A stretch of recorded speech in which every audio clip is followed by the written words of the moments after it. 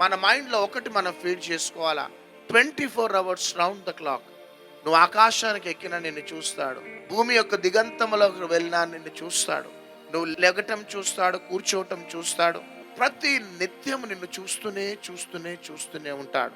కాబట్టి ఒక ధైర్యం. కొన్నిసార్లు నువ్వు ప్రయాణమై వెళ్తూ వెళ్తూ వెళ్తూ ఉంటావు, ఒంటరి ప్రయాణంలో చదువుల నిమిత్తం అబ్రాడ్ వెళ్తూ ఉంటావు. నీ తల్లిదండ్రులు ఎయిర్పోర్ట్లో వచ్చి నిన్ను సాగనంపుతారు.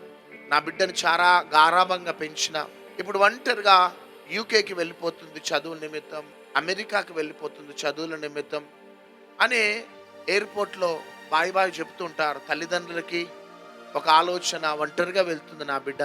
చివరికి ఒంటరిగా వెళ్ళిపోతున్న ఆ యవనస్తురాలు కూడా నేను ఒంటరిగా వెళ్తున్నానే, ఎప్పుడు ఫ్లైట్ ఎక్కలే, ఎప్పుడు దేశ విదేశాలు వెళ్ళలే, నా స్థితి అక్కడ ఎట్లుంటుందో అని ఆలోచిస్తున్నావు. నీ బిడ్డల విషయంలో నువ్వు ఆలోచిస్తున్నావు. యవన బిడ్డ, యవన తమ్ముడు, యవన చెల్లి, దేశంగాని దేశానికి నేను వెళ్తున్నానే, అక్కడ నేను ఎలా ఉండగలుగుతానని ఆలోచిస్తున్నావు బిడ్డ. కానీ నీ ప్రయాణానికి ముందు ఆ ఎల్రోయి నీకు పరిచయం అవుతున్నాడు. భయపడకు. నీ బిడ్డలతో నువ్వున్నా లేకపోయినా నీ బిడ్డలతో పాటు ఎల్రోయి ప్రయాణం అవుతున్నాడు. నీ బిడ్డలని చూచుచున్నవాడు ఫ్లైట్లో ఎక్కుతున్నాడు.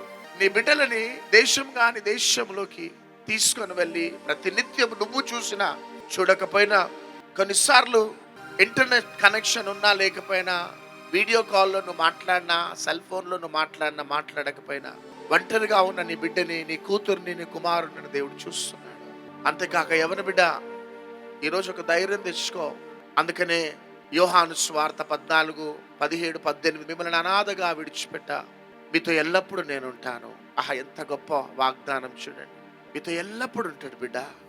అందుకని అనాథగా విడిచిపెట్టనని శిష్యులతో కాదు ఆ వాగ్దానం, నీతో నాతో వాగ్దానం చేసినాడు.